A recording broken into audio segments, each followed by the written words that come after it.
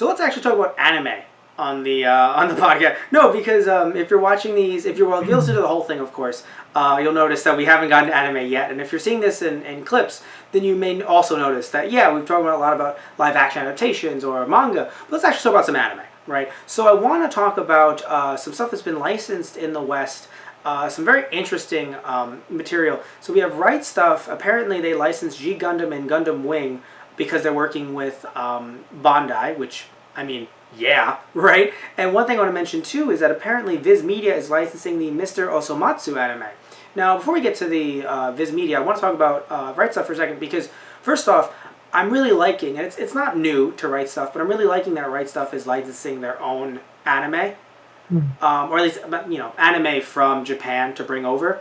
The reason why I like that is because while some would say it seems like a weird conflict of interest, like, but they sell anime on their site, still, I don't know, like, I feel like it's really nice because this is a license rescue, essentially, right? Like, this is well, not essentially, it is a license rescue because Bandai of America closed down years ago due to them having to buy the licenses from Bandai, which I think Bandai of Japan, which I think is a very interesting business practice. We'll talk about that business practice a little bit later on in the podcast with a different service. But still, I think it's interesting. But, you know, that's what they had to do, right? Where Bandai of America would be told by Bandai of Japan, hey, listen, you guys, you don't get this for free.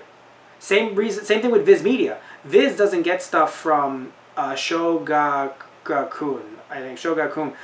It's Japanese, I don't want to say sister company, but it's Japanese head company, right, in Japan. Its manga, you know, company doesn't tell like them, hey, you get Dragon Ball for free. Viz Media has to pay them for the rights to Dragon Ball and other manga. It's weird. So they get first dibs, but they still technically have to pay, which is like, but you own them. They're you. Like, wouldn't it be weird if like your dad was just like, hey, you know, here's some dinner tonight. You owe me $7.50. Be like, Dad, but I thought you loved me. I do, and I also love the $7.50. Like, it's just, I don't know. Like, I think it's an interesting practice, and obviously it works very well with Viz. But it clearly did not work well with Bandai and Bandai of America because they had to shut down because they couldn't pay for certain licenses. And other licenses that they got that were first dibs, they were like, come on, you'll love this one. They were ones that didn't really perform well in America, so they had to shut down. So we ended up losing stuff like G Gundam. And G Gundam is something that I know that's very close to you and I, like very close to our hearts, very close to our childhoods, because we saw it when it was airing on Toonami, when we were but wee little ones. So, you know, we'd be sandwiched in between like Dragon Ball Z, Sailor Moon, G Gundam, and it really, you know, I don't know much. I don't really, haven't seen a lot of Gundam shows, and I want to see more, not just for the podcast, but just, you know, in general. But I think that I was really interested in G Gundam as a kid, and that's something that I really have to get back to finish because it was so much fun. So, you know, I mean, I know you also like G Gundam, right? I'm not wrong in saying that. Yeah, I mean, Gundam was kind of one of those series that I missed out on younger. Like you said, it was in that Toonami block that we grew up with, but it wasn't one of the ones I really paid close attention to. I kind of wish I had now, looking back. Well, I mean, I wish I looked at more of the older series, like when they did like Mecha Week. Literally, when they would do Mecha Weeks, I just wouldn't watch, and I would jump to like Kids WB or Fox Kids. Right, I feel like a dick by doing that, but I did, and you know. So, but when it was on normally, I watched G Gundam. I thought you did too. Like, you've seen enough of it that, like, right? Yeah. I mean, not that I really remember. But... All right then. So never mind. You're one of the others. Just don't even. Apparently, I brought up the wrong topic with the wrong person. I've been ejected from the cast. Okay. You've been ejected from the cast. All according to Keikaku. So, Gundam Wing was another one that I've heard amazing things about, and I've only seen about an episode or two. That is one. Because, like, the original Gundam, I wish I had seen it when it was on, but, you know, when they showed it every once in a while. But Gundam Wing, like, I feel like in some ways I hate myself, but I feel like that's, like, the main reason Why I should just be like, Matt, what was wrong with little you? I was like, I don't know. I was terrible. Mm-hmm. But yeah, so thankfully Right Stuf saved this so we can actually look forward to these DVDs being released, I believe in, oh god, I think they said it was 2018. Let me look at the article. Yeah. Yes. Also, it's going to be in English as well. It doesn't look like it's going to be getting redubbed, which is nice. Even though I'm a big fan of redubs, I'm happy that it won't be getting redubbed, especially the G Gundam, because I really enjoyed G Gundam a lot. And it's dub.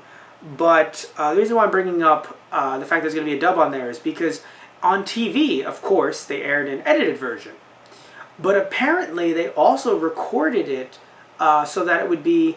Like, I think they just recorded one version, and the only things that got changed was there was a Devil Gundam. So instead of it being a Devil Gundam, it was a Dark Gundam. Right. And instead of the God Gundam, it was the Light Gundam.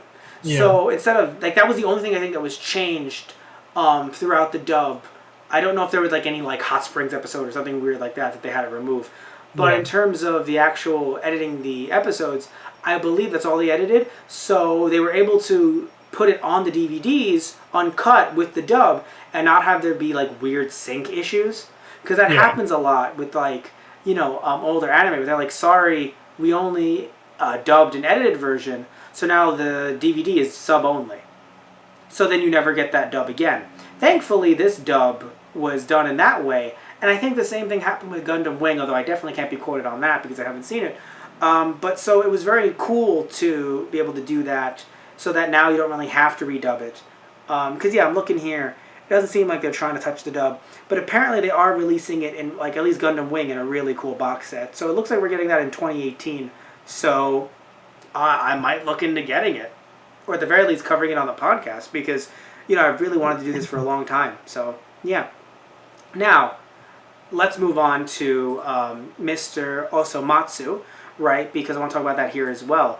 Now, the reason why I want to talk about this is because this is a very interesting acquisition. And here's why, Tristan. So, I have a feeling you've never heard of this anime.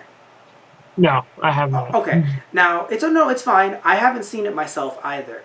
However, it is a very funny anime from what I've heard, and they actually made a joke about a politician in Japan, and in Japan that is no bueno. They're not big fans of that. So they actually told them to cut it out. They were like, don't do that.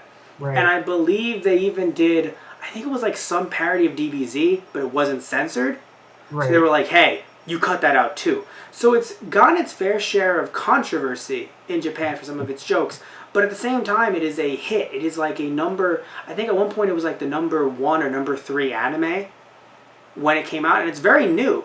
It just came out last year. So it's huge in Japan. Wow. Yes. Okay. Yeah. So it's a quick Viz Media acquisition, right? Very quick. They licensed both seasons. Well, apparently it must have been out 2 years, I guess, because it, you know, I think the second season may have just came out.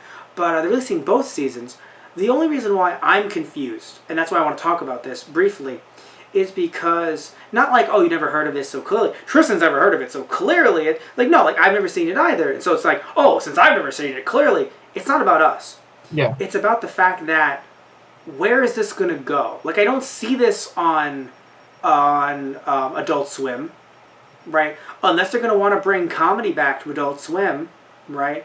But I haven't, you know, because we haven't really had a straight comedy as far as I can remember. Unless you consider JoJo a comedy, arguably, right? Obviously, yes. I mean, it's a mix, you know? No, because it's a mix. It's a mix. Yeah. I was thinking more along the lines of, like, Space Dandy, but... Even that's slightly action, but you're right. Yeah, that's a little more action than just straight comedy. No, you're right, because the thing is, I think of the last straight comedy as, like, Shin-Chan. And that did not do well. Well, no, it didn't. And people say it didn't do well because of the fact that Funimation changed a lot of things. Now, you have to localize some Shin-Chan jokes because a lot of them are based on politicians. Yeah. Or, like, other political jokes. So, like, even though, like, you think, like, no, but that's the kid that farts. So, like, why would there be political jokes? But, like, it isn't just, like, poop-based humor. There's actually, like, other jokes they do in the show in Japan. So, you do have to localize it. But at the same time, they kind of got a little... I feel like they got weird from what I heard, where like they tried to do like some Britney Spears jokes and like George W. Bush jokes and like other topical jokes at the time. but I mean, people didn't seem to really be having it, so Right. it didn't do well. And I don't know if Funimation still releases the DVDs for that. I know they do for Case Closed, but I don't think they do. You know, another show that didn't really do as well, and they even do it for Sergeant Frog, another show that didn't do as well. But yeah, I don't. And it's funny, Sergeant Frog never even made it to Adult Swim. It seemed like from what I heard, it seemed like Funimation was trying to angle it that way because of how they tailored their humor, where they didn't make it a kids show. They made it more of some adult humor here and there. But yeah, I don't see where this would go, and that's what interests me because I assume Viz Media releasing this, they're gonna put a dub on it. It would be very weird if they released it sub only. Yeah. So they're gonna put a dub on it. So like, why would they not try to pitch it to like Adult Swim? Like, I don't know. Like, I just feel like if you're putting a dub on something for a DVD, unless you're, and yes, Viz is also a juggernaut just like Funimation. Unless you're a juggernaut like Funimation that just wants to dub everything to, you know, obviously even make the DVDs just more accessible to everyone. You know, it's weird to like dub this over and then like, I don't know, I just feel like what channel is it going to go on, right? Like, I don't think this is childish enough, and I don't mean childish in a negative way, I mean it like it can be suitable for children. I don't think it's suitable for children enough in the West to be put on like Disney XD. Right. And if it would be, then Disney would have picked it up, not Viz. So, because Disney picked up Doraemon and Yokai Watch. Right. So they did that themselves. They didn't need to have another company say, hey, would you like to pay for the rights to this? So I just don't know where this would go. So it just, I don't know, it just seems confusing to me. I know it was super popular in Japan. And maybe the numbers on Crunchyroll also are really good. So Viz is like, yes, let's get on this. But, I mean, I don't know where else it would go. You know? And I think that's what I find strange. Is like, where would this... oh, I'm sorry. The second season hasn't aired yet, but Viz still will be licensing it regardless. Right. Yes. But, yes. Oh, the 25 episodes were in the first season. So I'm sorry about that, everybody.